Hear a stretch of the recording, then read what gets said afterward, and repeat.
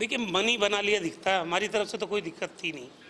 यहाँ राजकोट हम साथ ही आए थे पहले, जो वो कह रहे थे हमने तो कभी मना किया नहीं।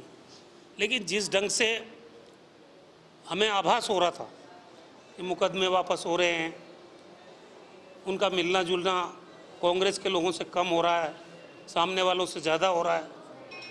मुझे दुख इस बात का है कि जिस विश्वास के साथ राहुल जी ने और पार्टी नेतृत्व ने कम उम्र में उनको कांग्रेस का कार्यकारी अध्यक्ष जैसा महत्वपूर्ण पद दिया, कम से कम पार्टी छोड़ते तो छोड़ देते। अनर्गल आरोप पार्टी आला कमान के ऊपर लगा के गए, वो ठीक बात नहीं है। उनकी राजनीति की शुरुआत सामाजिक आंदोलन से हुई और वो सामाजिक आंदोलन भारतीय जनता पार्टी के खिलाफ था। आनंदीबेन पटेल जी उस टाइम चीफ मिनिस्टर थी, आप सब लोगों को मालूम है। उसके बाद उन्होंने कांग्रेस पार्टी ज्वाइन की। अभी वो स्टार प्रचारक थे उत्तराखंड के चुनाव में, पंजाब के चुनाव में, उत्तर प्रदेश के चुनाव में, और जम के उन्होंने प्रधानमंत्री जी, बीजेपी सारी उनके खिलाफ भाषण दिए वहाँ पे। अब 5 राज्यों में कांग्रेस पार्टी की चुनाव की हार, प्लस हम नरेश भाई से बात करना हमने शुरू किया। अब नरेश भाई से बात करना पार्टी की मजबूती के लिए अगर हम नहीं करें तो क्या करेंगे। उनसे पहले से बात कर रहे थे और उनकी मुलाकात हमारे से होने लगी, तो मुझे लगता है कि उनको लगा मेरा स्पेस कांग्रेस पार्टी में ख़त्म नहीं हो जाए। ये भी एक आशंका हो सकती है। देखिए, हमारी बातचीत तो चल ही रही है उनसे हमारी बातचीत चल रही है, मिलना जुलना भी चल रहा है। हमारे पार्टी के नेता लोग भी उनसे मिल रहे हैं और बातचीत चल रही है, अभी भी चल रही है। नतीजे पे तो पहुंची नहीं, लेकिन पहुंच सकती है। ये अंदेशा, क्योंकि हर आदमी को मालूम है, ये टॉक ऑफ द टाउन हो रही थी बात कि नरेश पटेल जी आ सकते हैं, तो इन्होंने पहले तो खुली चिट्ठी लिखी ये जज करने के लिए कि इस खबर में कितना दम है, तो उन्होंने इनवाइट किया उनको कि आप कांग्रेस ज्वाइन करो। फिर उन्होंने कांग्रेस आलाकमान पे आरोप लगा दिए कि पार्टी नरेश पटेल जी को नहीं लेके और पाटीदार समाज का अपमान कर रही है, ये सब योजनाबद्ध तरीके से। फिर भी उनको जब कंफर्म नहीं हुआ तो 2-3 दिन पहले खोडलधाम जाके नरेश भाई से मिले हो। जब उनको लग गया कि नरेश भाई का भी मूड हो सकता है, तब फाइनली वही हो गया जो करना था। मैं तो उनसे मिलता ही रहता हूँ। मेरे पे कल का तो मुझे पता नहीं, लेकिन मेरी मुलाकात उनसे बराबर होती रहती है।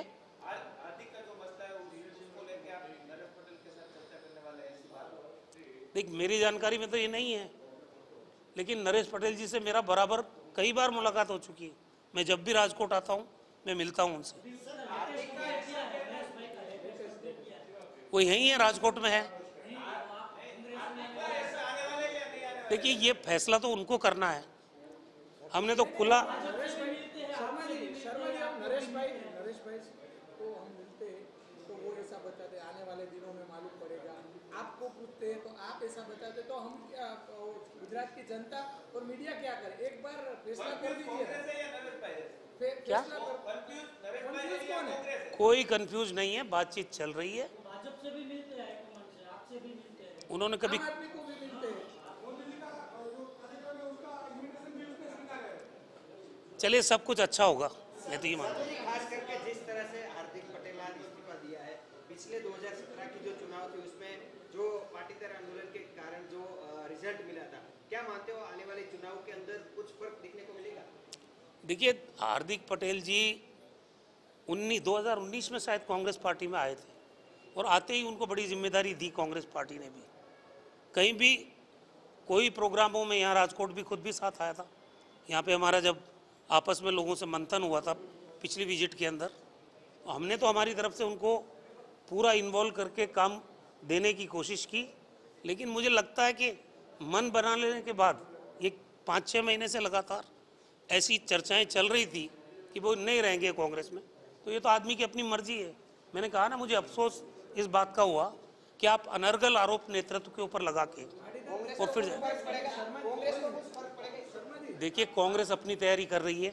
2017 के चुनाव में हमने अपनी तैयारी से चुनाव लड़ा। पाटीदार आंदोलन था, ओबीसी आंदोलन था, एससी आंदोलन था, उसका फायदा हमें मिला, इसमें कोई दो राय नहीं। क्या लगता है अभी का जो समय है 2022 नरेश भाई का प्रभुत्व ज्यादा है पाटीदार समाज पर? देखिए, या ये आर्थिक का? मैं कौन होता हूँ ये जज करने वाला? नहीं, आप ये राजनीति में देखिए, ये मैं तय करने वाला कोई नहीं होता हूँ। ये तो समय बताएगा कि किसका प्रभाव ज़्यादा है। आपने आंदोलन का बोला कि 2017 में ये 2 आंदोलन चल रहे थे, इस बार तो कोई आंदोलन भी नहीं है, किस तरह कांग्रेस पार्टी करेगी? नहीं, जब आंदोलन 17 से पहले नहीं चले तब भी तो कांग्रेस चुनाव लड़ रही थी। अंतिम सवाल, जो सबसे ज्यादा फायदा जो पिछले चुनाव में ज्यादातर सौराष्ट्र में फायदा हुआ, इस बार क्या देखते हैं 2022 में क्या लगता है? इतनी महंगाई है, इतनी बेरोजगारी है, लगातार पेपर फूट रहे हैं, हालात गुजरात के कोई अच्छे नहीं हैं, पीने के पानी की जगह जगह भयंकर दिक्कत है, हेल्थ का इशू है, हेल्थ इंफ्रास्ट्रक्चर जो गरीब आदमियों के लिए, मध्यम वर्गीय परिवारों के लिए, या एजुकेशन का सिस्टम जो व्यावसायीकरण हो रहा है, ड्रग्स की ट्रैफिकिंग हो रही है, तो गुजरात में सब कुछ अच्छा चल रहा है, ये बात नहीं है। तो लोग भी तो ये जज करते हैं। तो अगर इतनी महंगाई बढ़ रही है फिर भी गुजरात की जनता बीजेपी को वोट देगी, मुझे ऐसा लगता नहीं।